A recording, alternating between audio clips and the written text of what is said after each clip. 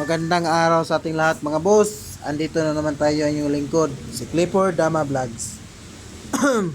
At sa mga bago kong followers dyan mga boss, at yung mga kaibigan nating damador o subscriber mga boss, at kung sino yung hindi nakakita ng mga laban ko na ina-upload mga boss, pwede din kayo mag-visit sa my YouTube channel mga boss.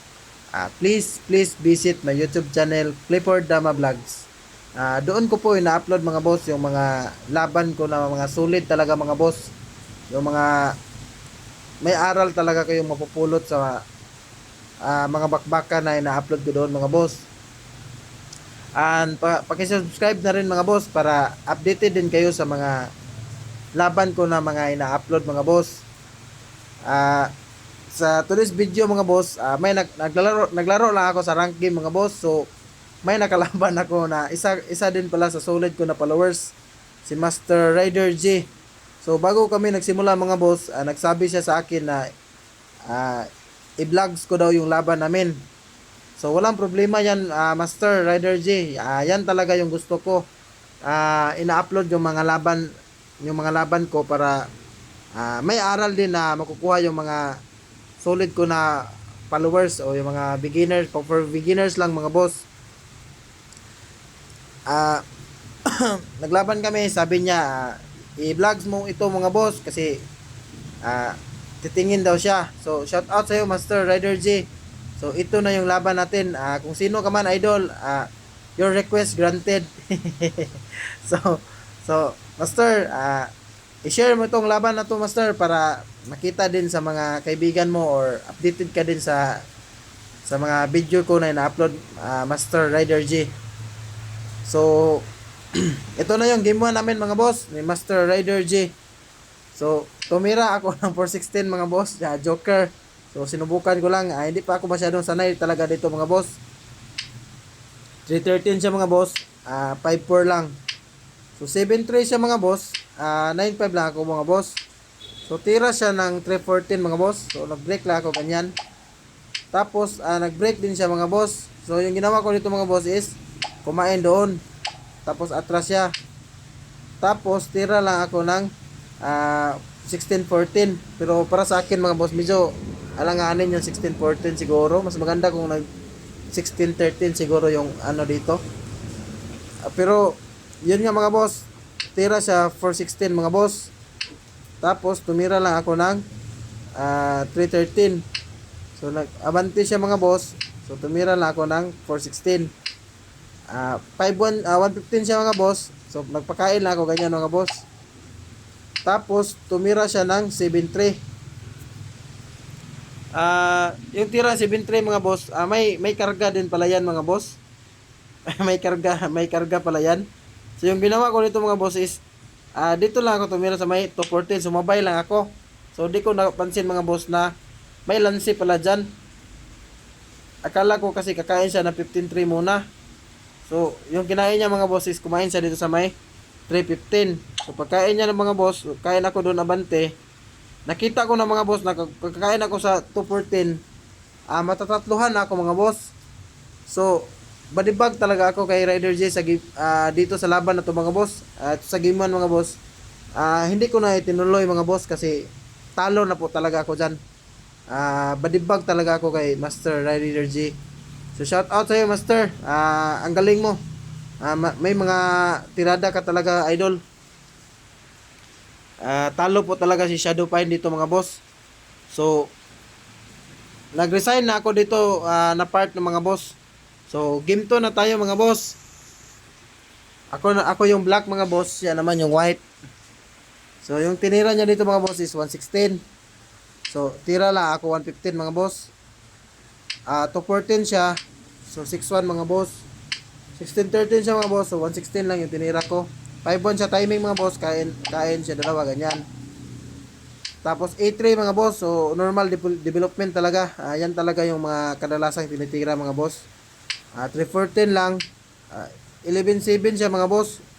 So 10-5 yung tinira ko mga boss. Kasi kung titira ako ng 9-5 doon, sigurado tutamaan ako ng lansi niya.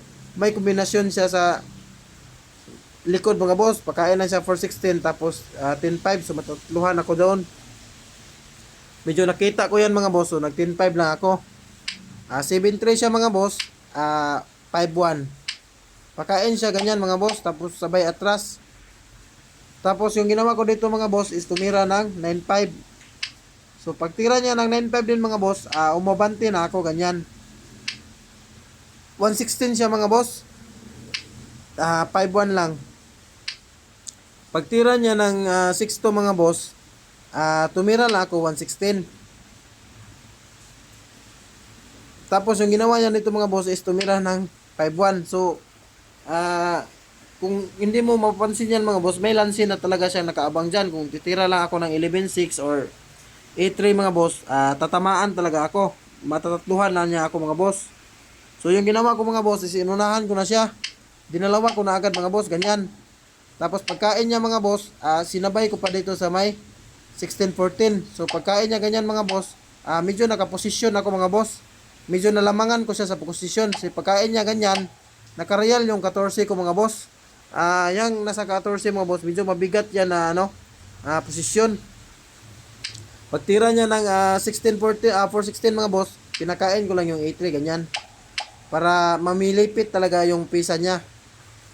Tapos pagtira niya ng 7.3 mga boss, tumira lang ako ng 11.6. 12.7 siya mga boss, tumira lang ako ng 6.1.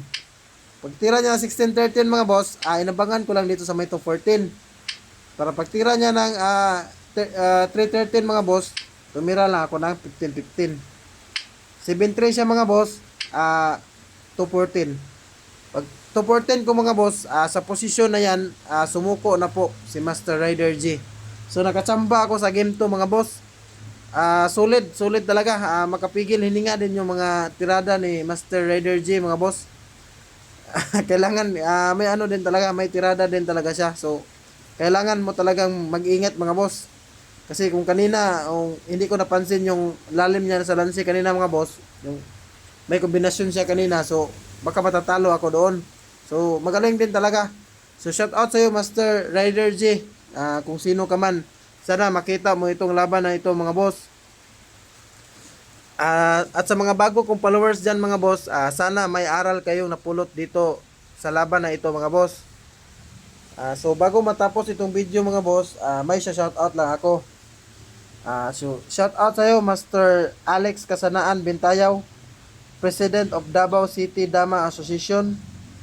Shout out sa iyo Master Anikito Iskuton, aka Dongkets ng Carmen Cebu. Shout out sa iyo Master Topper Barele Abansinya ng Cebu. Shout out sa iyo Master Dan Seriales ng Pagadian City. Shout out sa iyo Master Christopher Campion Dano. Shout out sa iyo Master AJ Kadamya ng Lapu-Lapu Cebu City. Shout out sa iyo Master Melren James ng Paranaque. Shout out sa iyo Master Nalem Yuset Unad. Shout out sa iyo Master Nestor Piquero Balaga. Shout out sa iyo Master John Pakulba ng Jinsan. Shout out sa iyo Master Travis Carillo. Shout out sa iyo Master Mervin Patinga.